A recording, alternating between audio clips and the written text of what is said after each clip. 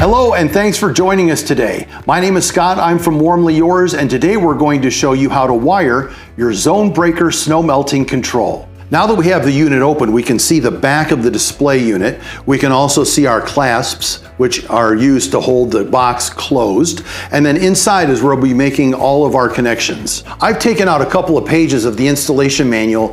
First of all, the first page we're going to show you is where the controls fits in your entire system setup. So you can see the controller is here. We show you where the relay panels go, where your breaker panel is, where your heating system is. This is kind of a general overview of where this fits in your system.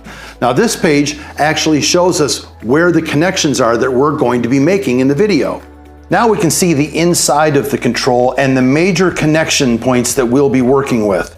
The first one is the main supply in. This is where we're sending 120 volts into this control, and this will be the operational voltage that makes the whole thing work. Our next connection is for our overtemperature sensor installed here. The overtemperature sensor is the sensor that goes in your driveway, usually in asphalt, that will tell this control how warm the slab is.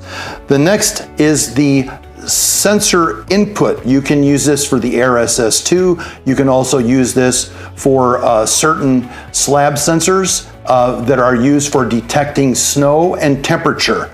The next connections are our neutrals and our lines for sending power out to our relay panels. So this is switched power out to relay panels.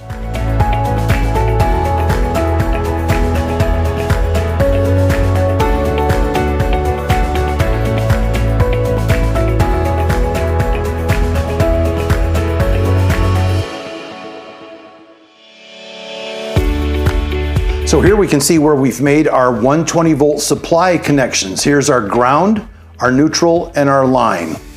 This is where we make our connection for our overtemperature sensor. It's a 10K sensor, and this sensor will tell you the temperature of the slab. To get this mounted, we'll need to use a small screwdriver and press in here.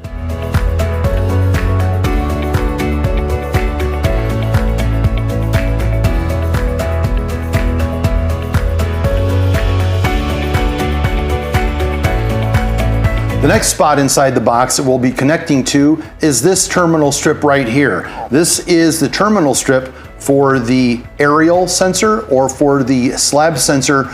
Either one of those sensors are going to tell you if it's raining or snowing, and also what the temperature is. This will be a connection of red, black, and white.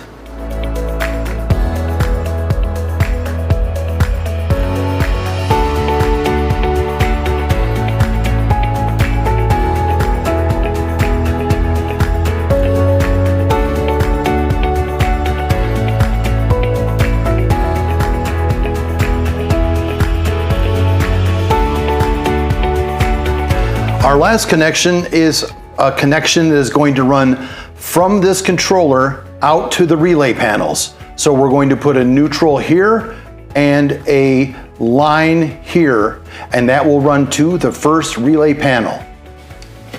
First is our neutral.